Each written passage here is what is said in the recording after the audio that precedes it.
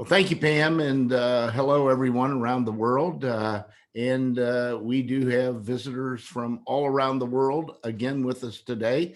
We took our a little hiatus there for a week with people being out of the office and trying to get a little family time. But we're happy to be back with you today, and we're happy to have our guest with us, who I'm going to introduce in a moment. Before we get to that, a few hot topics I wanted to discuss. And of course, the most hot topic right now for us in the world is the Delta variant. We know it was first discovered over in India, and it's now the most dominant strain circulating globally.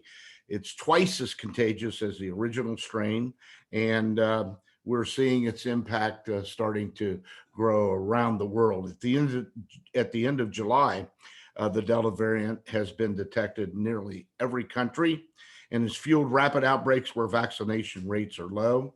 In the US, it accounts for about 93% of all the new cases. And the people who are dying from COVID right now seem to be the unvaccinated, and this seems to be applying to them. This has caused the CDC to advise people to wear face masks in public indoor spaces, which is, of course, impacting the operation of many theme parks now and policies that they've recently instituted.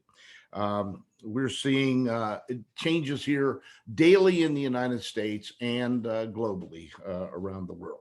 Travel to the European Union, as we know, the European Union lifted restrictions on the US in June, adding it to the list of countries from where the incoming travel is allowed. But as a result, travel to Europe surged to the point where European aviation saw about a 70% return to its pre-pandemic levels. However, it was just announced this last week that the European Union is expected to and is discussing restoring travel sanctions on the US as it grapples with the emergence of the COVID variant. In the EU, limited for foreign visitors is currently no more than 75 new COVID cases per 100,000 inhabitants over the previous 14 days. And the US rate is at about 270 as of yesterday per 100,000, increasing daily. It's unclear whether any new restrictions would apply fully to the vaccinated persons. In the industry, Disney recently introduced its new Key Club program, replacing its season pass. They just announced this overhaul after its 37-year-old annual pass program was silenced to help reduce crowding and on high demand days. The replacement is a program that will require visitors to make reservations in advance, and it gives Disney the option to get control of their capacities and their season pass visitors. Called the Magic Key Club, they have 4 options that range from $399 to $1,300, with that program having no blockout days and the greatest flexibility, as you would expect, for reservation. The new program is only for Disneyland and California Adventure. The sales of the Magic Key Club, Magic Key program began on August the 25th. So this is an interesting program. It's a step in the right direction for Disney, although they have had a little bit of pushback from some of their original season pass holders past. It allows them really to get the control, and the guest ends up having a better experience as a result. SeaWorld reports second quarter and first 6 months results. Compared to 2019, they had a decrease of attendance of about 18%. Revenues were down by about 2.4, but net income increased by about 67 million, and total revenue per caps were up a whopping almost 20%. So it's a very good report for SeaWorld, we think, and it's putting them back on the right track. Parks near season end as they gear up for Halloween events. We're looking at a tremendous push for Halloween. They've been doing it for weeks in most of the parks. And of course, we know after Christmas, Halloween is one of the most important and largest cross industry promotional events we have, and draws hundreds and hundreds of thousands of people to the parks. And many of these events, while were adjusted and attempted in 2020, some of them had to be canceled, and some of them just didn't come to fruition like they had anticipated. So we're going to be watching the impact of the Delta variant to see if it does affect the Halloween programs. We have our fingers crossed, and certainly hoping that that does not occur. We need Halloween. Mother Nature is acting up not only in the United States but around the world. We saw yesterday that there was actually, for the first time, smoke up in the Arctic Circle at the North Pole as a result of forest fires in Russia. First time that ever happened in recorded history. So Mother Nature is with us and very active. With that, I want to introduce our guest today. It's Chris Perry. He's a longtime friend of mine. He's vice president of resort operations for the Baha Mar project in the Bahamas. Chris has a long history in our industry, over 20 years. He got his start as a kid at Waterpark operations at Centennial Beach in Illinois. And then for 16 years, Chris worked with the Jumeirah Group in Dubai, where he was initially brought in to turn around the lifeguard team, but worked his way up to water park manager and then general manager for not only Wild Wadi, but for the other Jumeirah leisure properties. From 2014 and 15, Chris was named the host of Epic Attractions, which was the Travel Channel series that provided viewers with an all-access backstage pass to the best amusement attractions in the world, and he did a great job. Chris was then brought over to Whitewater as Executive Vice President of Strategic Partnerships, and then promoted to CEO of Icon Global Partners, which was a Whitewater partnership in Thailand. And then upon leaving Whitewater, he became Vice President of Operations for Royal Caribbean, overseeing the development of private island destinations. And then Chris is now, as I said at the top, current Vice President of Baha Mar in the Bahamas, and has been with Baha Mar since October 2020. And he oversaw the opening of their water park that just happened last week, and he's going to talk about that. Really interesting. Baha Mar is about a $4.2 billion integrated resort, casino, and residential development in the Bahamas. Sits on about 1,000 acres, owned by the Hong Kong-based Chow Tai Fook Enterprises Company, a well-known company in that part of the world for sure. Opened in 2017. They have 3 world-renowned hotel brands, 2,200 plus rooms, a Jack Nicklaus golf course, and 100,000 square foot casino. So quite an operation, and Chris is in charge of that. So Chris, we'd like to have you come on the screen here and join me, if you will. Good morning. How are you? I'm great. Thank you very much for having me. And really thanks to everybody for joining as well. As I'm looking through the attendees, it's like a who's who of my friends from around the world. Some of my team members here, team members from the past, other consultants, other operators. So a nice little follow. Yeah, we get a good representation, and as we've said to our viewers and listeners and to our guests we've been doing this a year now, and we've had really the leaders of the industry on, and certainly you fall in that category. It's been successful because it's not an advertisement. We're getting people on to talk about issues and items and programs that they've seen that are affecting them, looking at the future of the industry. So Sure. we appreciate you being here. I'm going to dive right in. I've got a few questions. We've already got some questions coming in for you. If you see me looking around, it's because I'm looking at questions on screens that are coming in. You've been in the industry since a kid. You started like I did as a young guy, and you still are a young guy. But we understand you inherited this passion from your father. Give us a quick abbreviated overview of how that got started and what set you in the direction that you're going today. Yeah, sure. I grew up in a family where I was a second family for my father. I have five brothers and sisters from my father's first marriage. And then when my father married my mom, he had me and my two sisters. So my father was 18 years older than my mom. So he was retired by the time I was, I don't know, 11 or 12 years old.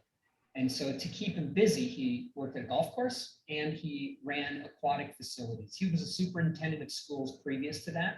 And so he had free time in the summers. And what he did is he operated aquatic facilities. So I grew up, going to the pool and changing gas chlorine tanks with him and, seeing which kids threw in which sun loungers or dropped stuff in the pool overnight. And, as a 5-year-old, he was throwing me into the pool to get stuff off the bottom of the deep end. And then when I was finally old enough to work, I was hired to, clean the toilets and mirrors at Centennial Beach, which, as a 14-year-old, you're getting a paycheck. I was pretty happy doing that. And then that just gravitated to all the other areas from, ticket sales to food and beverage to engineering to, to cleaning the park. And then I was finally old enough to become a lifeguard and then worked at that facility all throughout high school and the first year of college, before being picked up with Ellis and Associates to be an auditor, and then ended up traveling for 6 summers as an E&A auditor to everywhere in the U.S. And that really gave me the bug for traveling, right? So after traveling throughout the U.S. and really being to all 50 states, probably in my young 20s, I then had the desire to get overseas. So my first overseas experience was to finish my teaching degree. So I did a student teaching assignment in Sydney, Australia, and then came back and was trying to figure out if I'm going to be a teacher or am I going to go into aquatics. And I didn't know what to do. So I always say I ran away. And so I ran away and went to Club Med. And so I went to work Club Med in Mexico for 6 months as a snorkeling instructor. And then realized that in order to move up in that organization, you have to speak Spanish, French, and English. And I could kind of speak English, but the others were no hope. So I left after 6 months so that I could really start a career where I'd be able to move up. And then that's when the opportunity came to help a facility in St. Louis that had had a near tragedy. And then I had gotten a call from Scott Dicely to come out to Dubai because they were having some challenges. And then they were also going to be opening a water park. And then Dubai was meant to be a year or two. It turned into, to 17.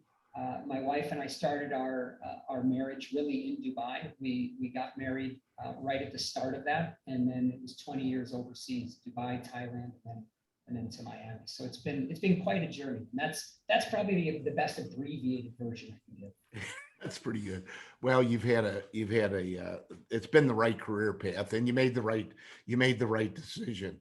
I was on kind of that same path years ago and had those decisions to make, and I've always been happy I did what I did.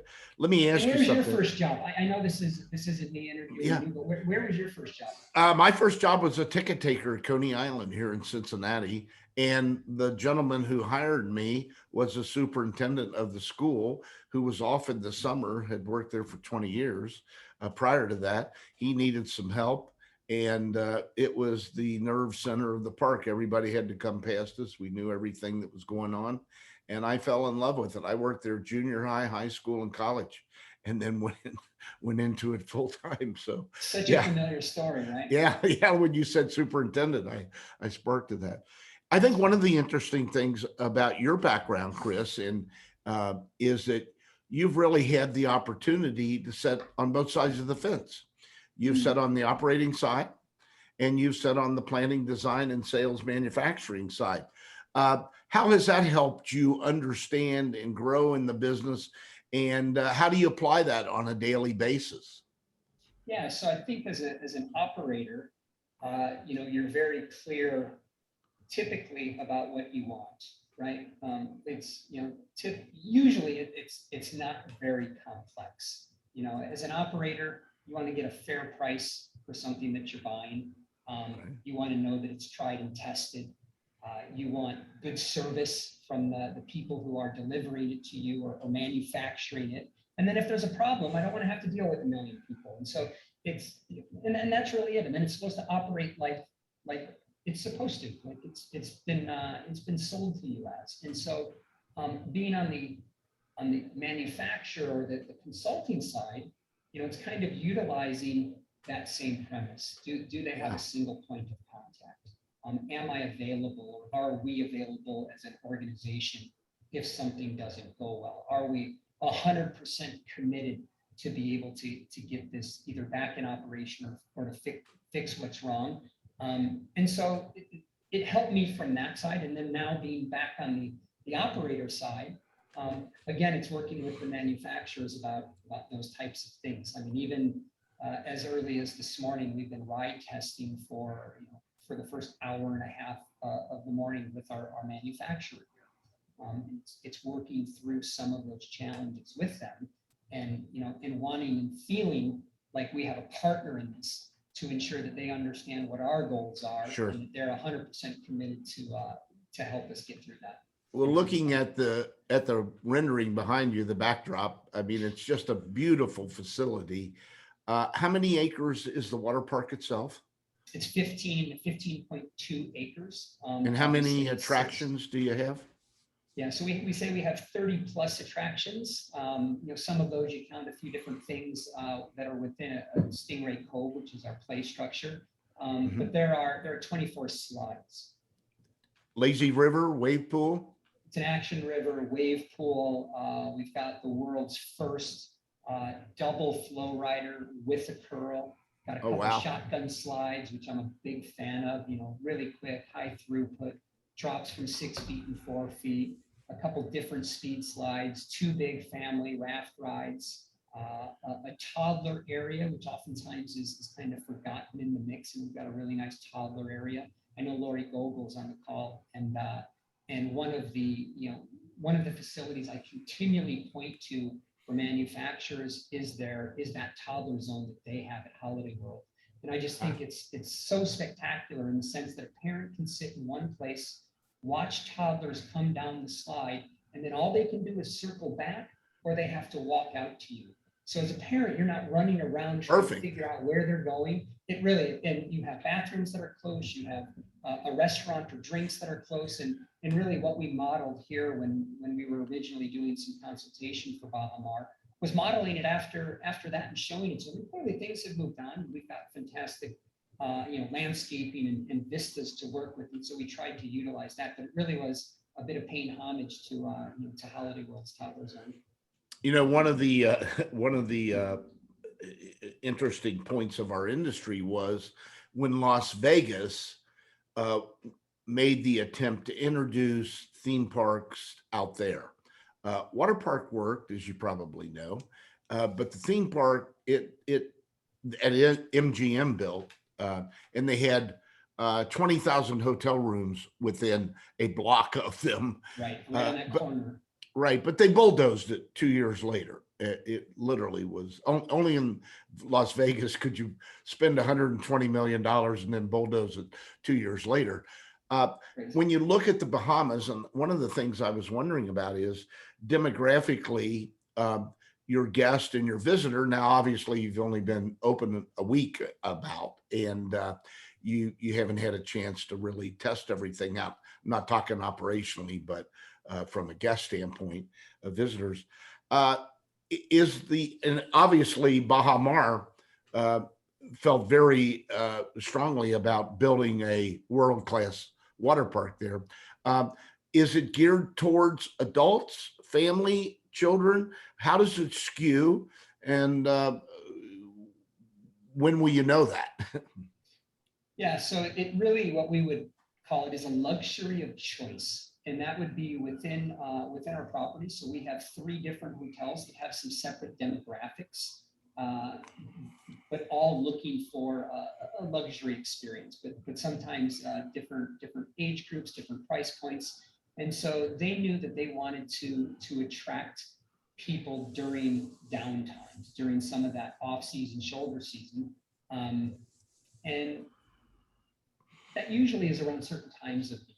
So Sure. They knew from the beginning when the resort was designed that they wanted to do a water park. It was not in the original first phase, but they knew it was going to come at some point in time. So when they decided to pull the trigger and put it in place, they really did a lot of digging and researching and looking into how do we best do this to protect the experience of our hotel guests in the resort, but still provide them with the opportunity to enjoy this. There are some resorts that have the water park that is part and parcel of the entire resort. So wherever you are, there's slides that are running through it. There's a river, there's pools. And so you've got kind of kids, adults, and everybody mixed in. There's no way to move yourself aside and to enjoy your little private enclave, unless maybe you're in a cabana. And so with the water park, it sits just adjacent to the hotels within walking distance. We have a gated entrance. So if you wanted to enjoy the resort amenities, the pools, the waterfalls, the adult pool, you can totally do that without the water park sitting on top of you and there being, kids or teenagers or others, screaming on the rides. Even within the water park, there are opportunities to be able to move to different spaces and enjoy what you want to enjoy. For instance, sitting right at the front here is Baha Bay Beach Club. There is an entrance price to be able to reserve a chair or a cabana. And if you spend money to reserve that chair, all the money can be used towards food and beverage. So what it prevents is somebody running down, setting a towel on a chair, leaving all day, not spending any money, but having the best seat in the house. Yeah, that's a great plan.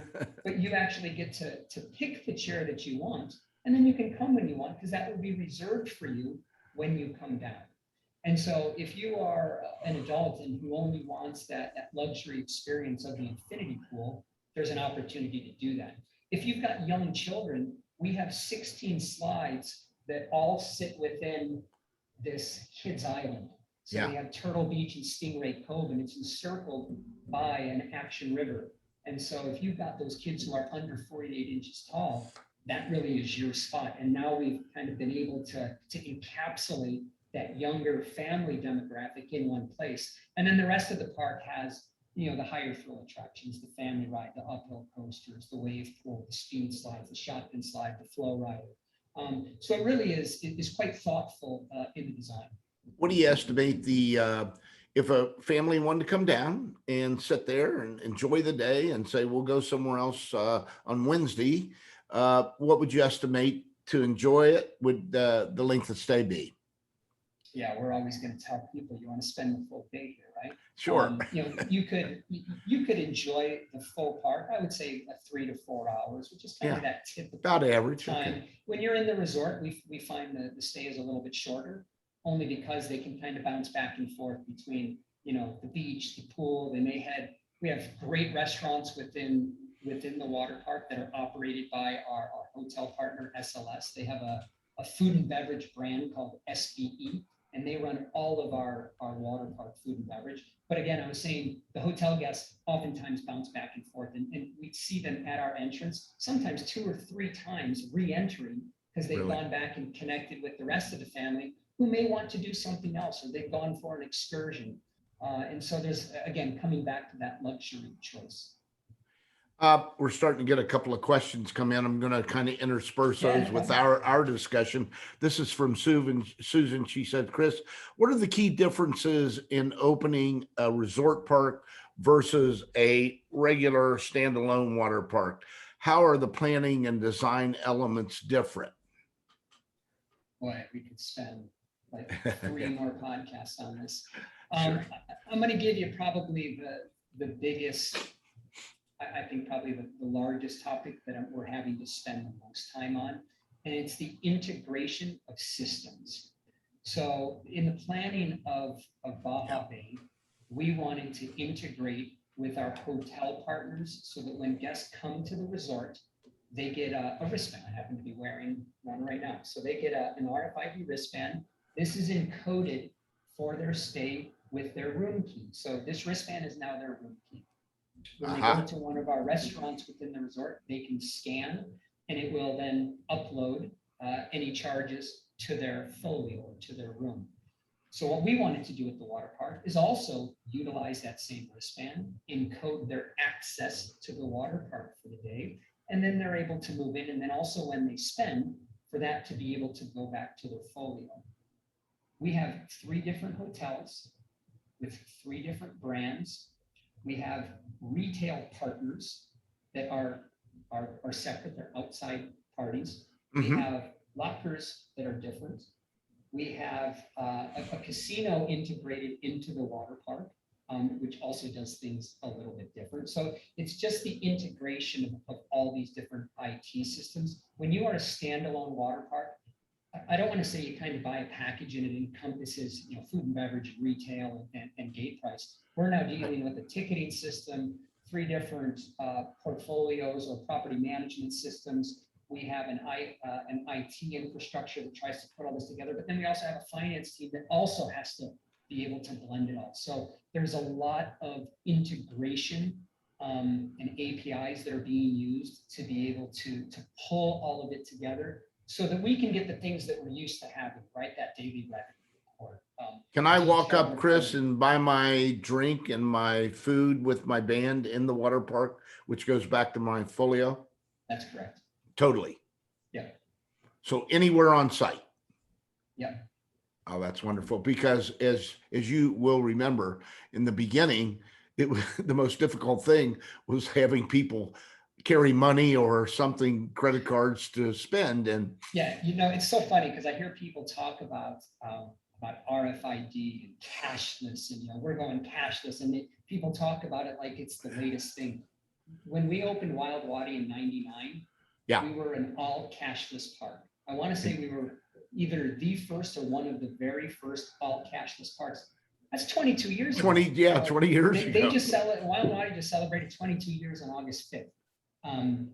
That's been around a long time. So I'm happy to see others do it because it makes spending easy, right? It's great for the guests to be able to put money on a wristband, not have to worry about cash, integrated for lockers, integrated for retail, integrated for food and beverage. It just makes sense. And it helps people spend money. When you look at the quarterly reports of the parks, particularly well, all of them, the destination and the regional operators, everybody's up in per capita because of cashless and touchless. And quite frankly, I've said on previous podcasts, not a lot good came out of COVID, but it made us think and replan, and it accelerated that program, which has been around, as you say, for 22 years. People were looking at it, but they never would commit to it. They would never do it at the level they had to until they were forced to. And that's something that'll change the industry and be with us forever. Another question coming in here. This is from Jonathan. He said, Chris, do you think it's important that a water park, whether it's a resort or a standalone or an indoor, have IPs? Do they impact the bottom line? Man, that is such a philosophical question, right? If you have 10 guests on your podcast and ask all 10, I don't think they would all say the same thing. What I will say is I have not operated an IP park, so it's difficult for me to speak on that side. What I will say is look at 2 of the absolute largest operators in the world for amusement, Disney and Universal. Yep. They both have water parks. What IP do they use? Their own. They really don't, right? They have tons of IP, and it's not geared. They have their for one Blizzard Beach character. and their Splash. That's right. But none of those are characters that they have, and they had an opportunity to be able to use a plethora of characters, and they opted not to. Great point. So I glean that and say, it's interesting. I know that there are plenty out there. I've seen a lot of different plans for certain IPs. I look at them and I think it's really interesting with some of the concepts that they have. I don't have enough data to be able to say whether or not that makes sense. I don't, and I want to make decisions on data. I can sit here and talk all day about my opinion. I just can go with what I've seen in other places. No, that's a great answer. I can tell you that conceptually, we worked here at ITPS, and JRA, Keith James and his company, they worked on this concept earlier as well. We represented Jim Davis, who was Garfield the cat, and we took that IP around the world and we were spreading it. And it did not come to fruition as it was planned to, because he sold the company and things changed a little bit in the industry. But he did a water park. There was a water park design that was just absolutely off the chart fabulous, using the Garfield character. And we always thought, if this ever really develops and hits, it will be a 10 on a 10 or a 15 on a 10. So, but and I don't think, I think from an IP side, what they do and how they deliver is fantastic. And we're talking specifically water parks, right? Not amusement parks, but water parks. And so when I do not doubt that something's going to be a 10 for 10. Sure. But when you pull the covers back and get into the spreadsheets and look at how the money plays and where some of that sharing is, depending upon what those agreements are, how does that all flush out? That's what I don't have visibility on. So I don't know how it plays out to an operator if you were to have an IP or not. Well, I've worked with companies both from an operating side and a planning side and a design side. And I've seen it work and not work, really, just like you said. Financially, typically IPs are expensive and they come with a tab. So, but I've seen them also work tremendously, like we had Hanna-Barbera and all of our Kings parks, tap parks, when we opened them up. Got a couple of more questions. We're going to keep moving here. Okay. It's a quick hour, Chris, as I tell everybody. It says, "Hey, Chris, what has changed?" This is from Barry. "What has changed in the water park operations as it relates to training, and what criteria must lifeguards and others staff meet? And how dependent is this on the criteria of a local market? Does that have any impact?" So talking about training, safety, and how do you focus on a market, maybe an old market or a new market it could be. Mm-hmm. So I think with training I started my career, like I said, at my father's facility when I became a lifeguard. You spend time in the classroom. Typically, we would come in on a Friday evening. We do classroom work, and then you'd be in a pool all day Saturday and Sunday. With the advent of the internet, you're seeing so much more pre-work that's done online now. All of the major providers have great systems to be able to accommodate this. And now you're finding it in many different languages. So depending upon where they are in the world, they now have adapted textbooks and their programs to be able to cater to those local markets, which is so great in terms of elevating safety in some of these far-flung countries. And so I think that's one of the big changes, is that you're finding all of this online training. And not just for lifeguards, but you're finding it across the board now in hospitality. Lobster Inc. is a program that we used at a previous job, where they have a host of so many different types of online trainings that people are able to do. It takes you through the curriculum. It does checkups for quizzes, and you have to answer so many correct in order to move on. So it's not like you just push play, you get to go do things, and then it shows that you have a credit for being able to sit there and turn it on. But you actually have to pass with a certain score. And then with those types of trainings, they would then be reinforced, whether it be in briefings or on-site trainings that you have, to be able to revisit that material and start to cement it as habit. And so I think that's probably one of the big changes. In terms of what lifeguards have to have, that really is going to be guided by your aquatic safety risk management program. And the providers that I am familiar with and have used have fantastic programs with teams that are very supportive, that they have been revolutionary in terms of being able to move things forward as technology moves, right? People want and have different demands as technology becomes available, and these providers continue to also adapt. Typically you're looking at 4 hours a month of in-service, and I don't care if you are operating a homeowners association pool with a lifeguard, or you are lifeguarding at Baha Mar in the Bahamas. that lifeguard is responsible for protecting water, protecting somebody's children. And, you know, to think that they're going to sit there all summer and in 3 months still understand what to do without revisiting the material and practicing, no way. Yeah. So to me, it's agnostic to the facility that they're at. It's more about, you have this job and this is what you're required to do, and this is how many hours, because if something happens, you have to be able to perform. Well, this next question hitchhikes on this issue, and it says, Chris, we are here in the United States. This is from Taylor. Chris, here in the United States, we are suffering the worst labor shortage that we have ever experienced on West Coast, East Coast, from the piers to the parks to the intrinsic operations. Are you experiencing anything like that in the Bahamas? And do you anticipate this to change in the future? Yeah, aside from the obvious pandemic question, this is probably the question I get asked most from my friends in the industry. You know, the U.S. Within some of the policies and things that are going on with people being unemployed, has made it very difficult for many different industries. You know, not just amusement, but also food and beverage. My son works at a restaurant, and I know that they're drastically short.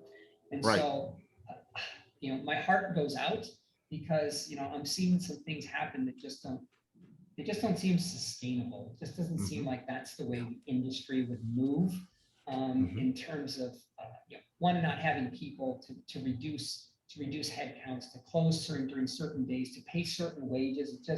It doesn't look like something that could be sustainable in the long run unless something drastic were to change.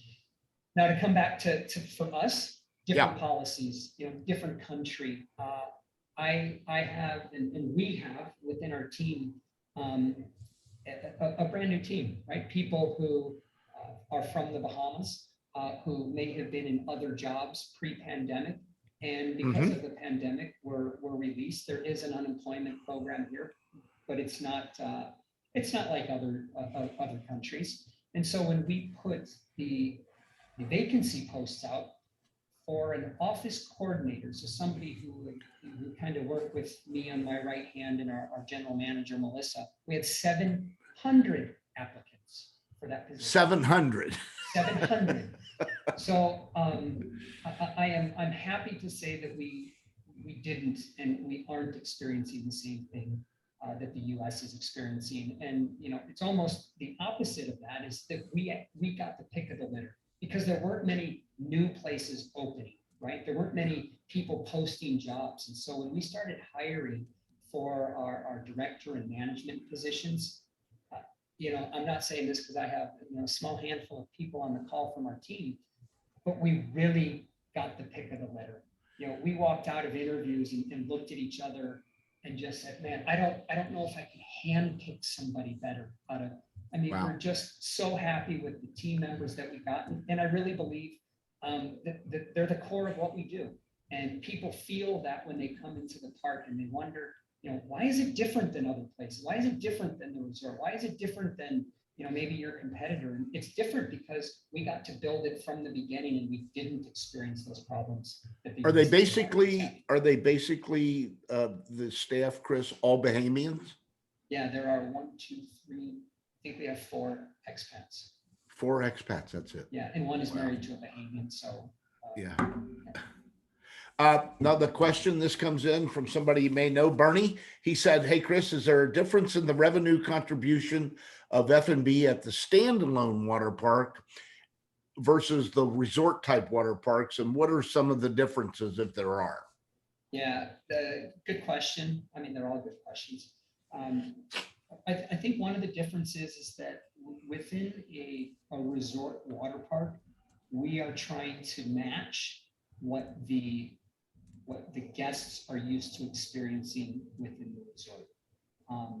Only because there's food and beverage over there that are part and parcel of our overall organization. So we couldn't be seen to be doing something so drastically different that's, I don't want to say competing with them, but we also want it to be on par standard-wise. and at the same level as what they're doing. And so we find that, that our per caps are fairly strong.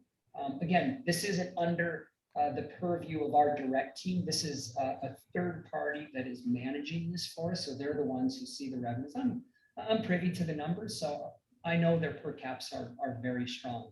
And Bahamas, at no apology from our side, it's not the same price as a normal water park. You've got to fly everything here. You've got to bring it overseas. You've got to pay a landing tax. Your guests are paying back. There's a service charge. And so those are some of the differences. But the quality of what we're producing from our 5-star food and beverage team is off the charts. This would be comparable to, to any fantastic restaurant that you're going to in the evening. Chris, you spent a long time over in the Middle East. How many years were you there? 17? 17. Wow. 17 years. Quite a long time. That could be one of the longest expat positions that I can remember somebody holding. What were some of the great learning experiences you had from being over there, and that you've utilized today? And what would you say is the biggest, what are some of the biggest impacts that living there had on you? Yeah. I mean, you're there for a long time, right? Again, it was meant to be a year or two. And then we had to tell family that, well, I think we're going to stay another year, and turned into a few more. I know my father-in-law is on the call, so I'm continuing to apologize for keeping one of his twin daughters out of the country for 20 years. And then his other twin daughter joined us. But I think the learnings from that, not just from myself, my wife, Lisa, our kids, but also people who have come to visit us, and even people on this call who have been overseas. There's just a lot of, there's a lot of growing that you do as a person. You start to understand that I've been exposed to really one kind of culture and one way of thinking, even though people think differently and do things differently. When you go overseas, simple things. Go into a cafeteria and people are eating with their hands. Many people look at that and look down on somebody, right? But this is how this culture does this every day in their home country. And so they're bringing that to the table over here, and it's not wrong. It's just different. And so some of this is about understanding how people do things. And so what I think living overseas and working overseas did is it made me better in the sense of step back, watch, listen, ask a lot of questions, and then it forced us to really figure out what are those big goals that we're moving everybody towards. Yes, there are details about how to get to it, but regardless of the nationality that we are, regardless of the cultures that we come from, it's going to be really important that we get everybody heading in the same direction. And then it's about respecting one another. There's no better place when you've got 45 different nationalities in a team of 800 people to be able to get them centered. It's not an easy task, but boy, when you do it and when it works, it really works. And I think when you talk to people who have worked in environments like that, whether it be on the teams that I was a part of in Dubai, or other teams that have been there, they really look back on that as a very, very special time in their careers, and in growing for themselves, growing for other team members, because it really is a melting pot. If you look at the Olympics and the people who participate in the Olympics, it's kind of that same environment, except we're not elite athletes. But that's what the Olympic Village is. It's all these different nationalities who are moving to achieve the same thing. And that's kind of how I equate what we were doing in those facilities. I always said in the early years of our industry, ITPS, we were out there. We were one of the few companies. Before everybody else. Well, we actually managed more. In the 80s. Yeah, we managed more projects internationally than Disney, Universal, anybody at that time. And the people I would bring into the ITPS team, I always said was a special kind of cat. They had to have a broader thinking, and interestingly enough, in some of the projects, after we would do our stay there, some were 3-year contracts, some were 10-year contracts. We had people actually say, I'm not coming home. I like it here. I want to stay. And that was their prerogative. I get it. And I get yeah, it. yeah, you would get that. Well, and the way that translates when you come back, I mean, even if I was living and working in the States, and even though there's not 45 nationalities, those same learnings apply, right? Everybody brings a different mindset to the game. You step back, to listen, to understand. There are different ways of thinking that are different. Appreciate them, accept them, see how it can be valued to be able to move things forward towards our centered goal. And you found out in your stays over in the Middle East, and now you're a guest in their home. You gravitate to their way of yeah. And we talked about this a little bit before in some conversations that we've had. Yeah. And, usually these countries are very clear about their rules, particularly in the Middle East, right? A lot of people will look at things as being, oh, it's so strict over there. Did you feel safe? I can tell you that when we were overseas, my wife, my kids, we felt extremely safe. Yeah. At no point in time did we feel like we were looking over our shoulders and being uncomfortable. And I can't necessarily say that about all the places that we've traveled as a family in the US. But again, the rules. If you break the rules, they tell you what the punishment is. Those are decisions that you make. Some people will say, oh, well, my freedom's being infringed. That's just different. I like to look at it that this isn't my country. This is their country. They set the rules. They've communicated the rules. I now understand them, and it's up to me to follow. If you don't like them, no problem. You don't have to be here. And I tell people that whether it's a country or a city or a job, nobody forces you to be here. Go to some place or a job or an area that you love. Simple choice. I know it's not that easy. I know that people grow up in places. But for us, my wife and I have always looked at it and said, we want to choose places that we enjoy being. We want to be in jobs that we're really passionate about. And we feel like we're making a difference and really enjoy it. And if we're not, that's usually the time that I'm home. This next question is a good one. I'm interested in your answer. You were there, you lived it, Chris. Why did the water parks make it? And why have the dry parks in the Middle East struggled so much and continue that struggle? The investment. That was from Paul. Okay. When we were helping, when I was working in Thailand, we were helping owners and investors look at their mixed use developments. And so their mixed use developments oftentimes needed to center around an anchor. And if you're going to build an amusement facility, roller coasters and such, you're now into that, $250 million, $500 million, maybe even more than that. This is a massive investment.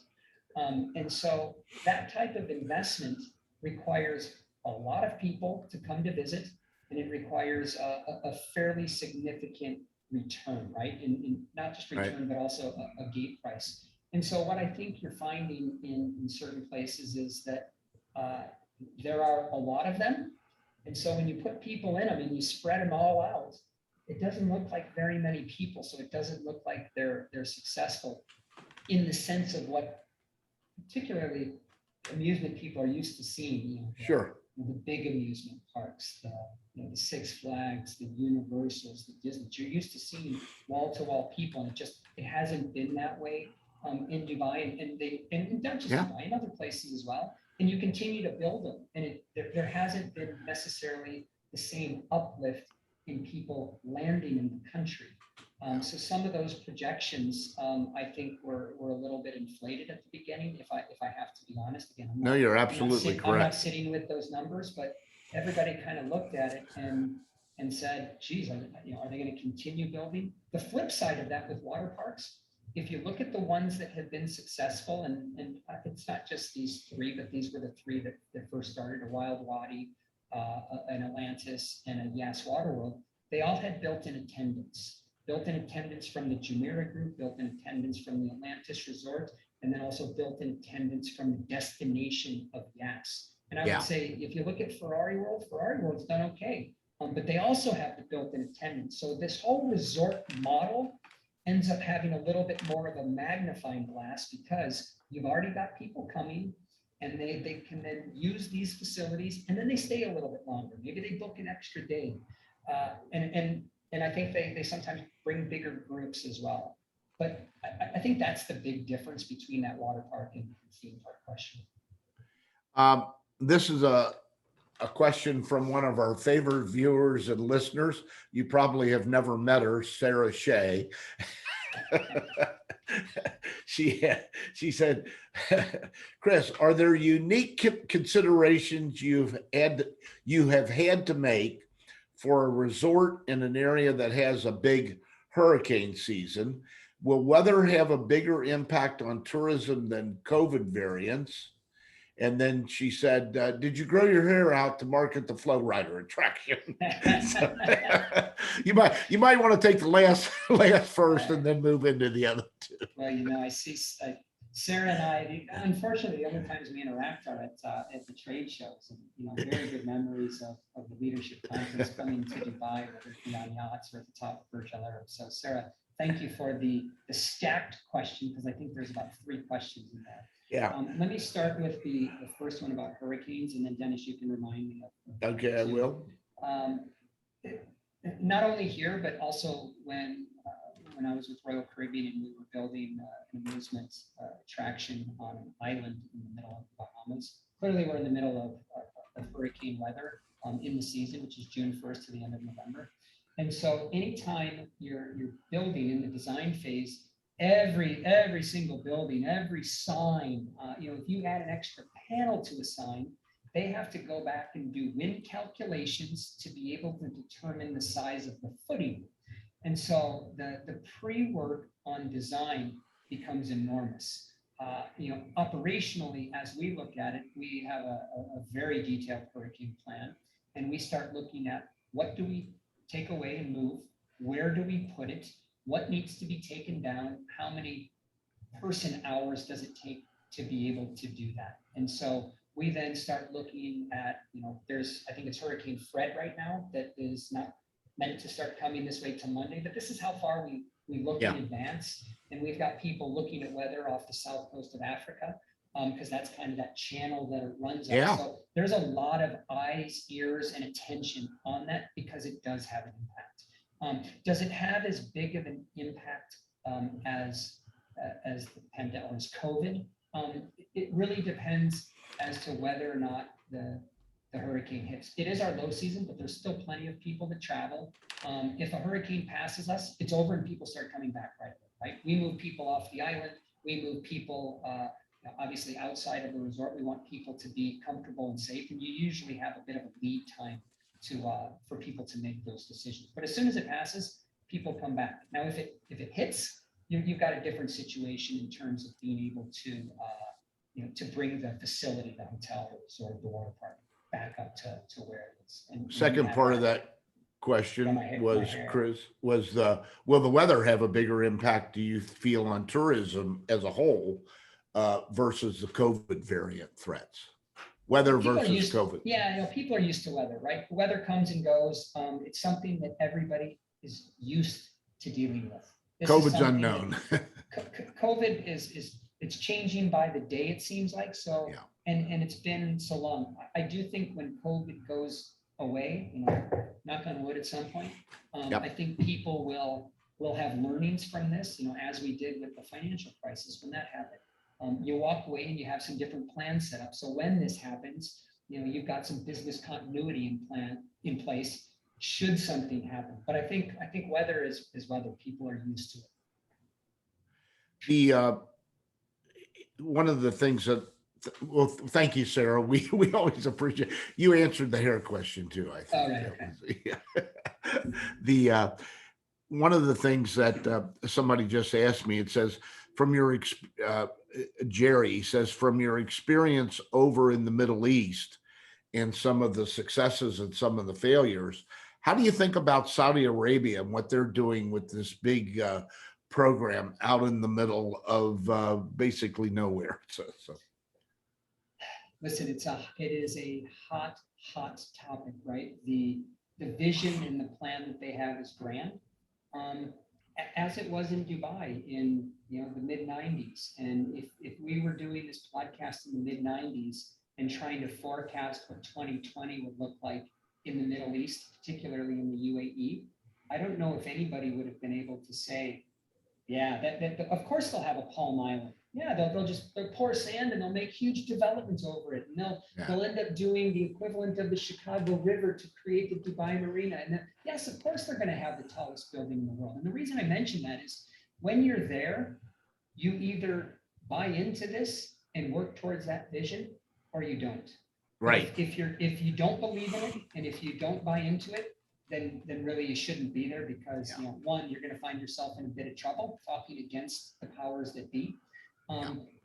I don't have, and I haven't done a specific run on the numbers of Saudi. I know that the population there is large. I know that the leadership is becoming a bit more progressive in terms of some of the changes that they've made from hundreds and hundreds of years of their culture, in terms of women being able to drive without having somebody. So things are opening up more and more, and we've got great designers in this industry that are also able to cater to what their needs are. So you're either on board with them or you're not. But I think I agree.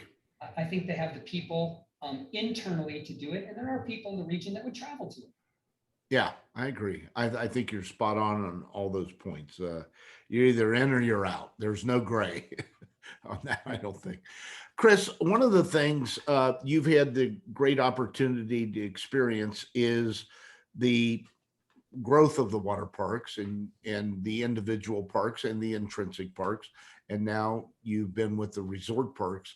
What do you think from an industry standpoint is the greatest growth path for the water park industry, and particularly resorts of the nature that you're dealing with now? Where do you see it happening in the future? I do see, and even back in ¡99 when they put in Wild Wadi at Jumeirah, it was this little model, and I can't tell you how many people we toured. That were coming from all over the world, and I'm sure Chris Swartz there now is still doing those tours because everybody looks at it. Everybody's trying to figure out, how do we get more people into the resort? How do we get people to stay here longer? How do I have a one-up on my competitors, particularly in the resort and hotel business in that market? And so I do see this continuing, and I see it continuing in line with the type of resort that it is. If you're a 5-star destination resort, you are not going to put a concrete water park in, right? You're going to do this up to the same level as what your guests are used to. And so I think this little model will continue, and the numbers in terms of occupancy and average daily rate and average length of stay will show this over time.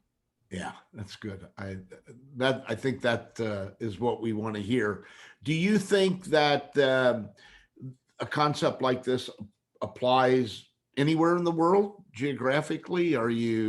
Do you have to be in a high tourist spot? Do you have to be in a where can this work? The resort. Yeah, I mean, when you have that kind of encapsulation. I am not a feasibility expert, but I am a believer in running numbers. And so for an owner or an investor to just sit back and say, I think, I feel, I would highly recommend to bring somebody in who has done this in other places, to be able to gather the data, to run the numbers, because they don't have an invested interest that you do the project, right? They have an invested interest to be able to give you accurate information. Right. So that's why I'm a big believer in kind of a third party, independent feasibility company to at least gather that, to help advise and guide before you spend all of this money on attractions and land and everything else. That would be my recommendation. We always tell our clients, and we do a lot of feasibility studies, and we have through the year hundreds. We always tell them, it's the most laborious, boring thing we do, but it's the most important thing that you will have because it's your roadmap. It charts your course. It may deviate a little, but Yep, it sets the path for what your 100% agree. expectations are. Uh, Chris, we're coming to the end of the hour here. It's really quick, and we've got a lot more questions. Pam will send you some if you don't mind in your busy schedule between 3 a.m. and 5 a.m. Maybe you could answer a few of these and send them back. We'll put them in the ITPS news. But I think there's one question I've got for you is what do you see the biggest trend positive trend occurring in the water park industry? Can you identify any one or two things that you think is going to help grow the industry and be something we all should be watching? Yeah, keep in mind the water park industry is still young, right? We're still 1977. I want to say Yeah. is when Wet and Wild Orlando opened with George Millay. So things are still developing, and what encourages me are the innovations. We have a young population that that are always looking for something, right? They're always looking for something a little bit different. We've got a manufacturer base who have great people. They're very creative, and they're pushing boundaries, but safely. Safety will always guide our industry and what we do, and I'm happy to see that side of the industry is now in so many different corners of the globe, thanks to really thanks to manufacturers that haven't been afraid to go there. Right. But it's also from the innovation side. I do think you're going to see different types of attractions. I think you're going to see different types of combinations. I still long for a seamless water slide so that we don't have joints. I don't know who can make that, but I just think that they're interested in pushing because that's what people want. People want new, different types of things because that's what draws the crowds. What brings them back. And I think that would be the same for amusement parks. It's the same for many different industries. In ours, that centers around some attractions, but also some other technologies, whether that's child tracking or whatever it is, unique technologies that get integrated into what we do. Well, we know how important water is to life. I've always said, as it relates to the water park industry, people want to drink it, be in it, on it, and around it, and wherever there's water, they'll be attracted to, and certainly in a beautiful complex like Baha Mar. Chris, thank you for joining me and our viewers and listeners. This will go up on YouTube later today, and so people who can't join us at the appointed hour, they listen to it and they can catch it later. But I really want to thank you, and you've been a great additive to the industry. You've always contributed. You've been a very positive guy, certainly for the years that I've known you, and that's why we wanted to have you on. So thank you for very inviting much. me, and I appreciate your time, and of course everybody else's time who joined live this morning. Thanks. Yeah, and thank your staff. I know it's not easy to pull a couple hours out of your week right now to do this. They've been helping you, so thank them very much. So we'll move along here. I wanted to say we, as I always say, we're not here for a long time. We're here for a good time. We work in a wonderful industry. We don't pollute the skies. We don't pollute the waterways. We actually put smiles on people's faces at the end of the day. Upcoming guests are on the future podcast. We've got a couple of really good, really interesting, fun people coming in, senior people to our industry. We have Chip Cleary coming in along with Rob Norris, two longtime friends of each other and mine in the industry. Chip, as we know, has been the executive director or president of the industry, and he's been chairman of IAPA. Rob, too, has been chairman of IAPA. Chip's going to give us an overview of things that are happening in his world. He works as a representative of the great Mach family over in Germany. But he comes back and forth and he keeps a great pulse on the industry. Rob, of course, has been in the business all of his life. He grew up in it. He's been president or chairman of Seabreeze Park up in New York for 40 years now, I think it is coming upon. And he had a definite impact, very positive impact on IAPA as he has gone through the chairs and served to really lifelong contributors to our industry. So they're coming on. We have a few more that are lined up coming in, and we'll talk about them on our next podcast. But I want to thank everybody for joining us today from around the world. We've got great representation. Again, thanks, Chris Perry, for coming on. Appreciate your insight today. So thank you, everybody. We'll see you in 2 weeks. And if you have any questions or suggestions, we're always open to receiving those.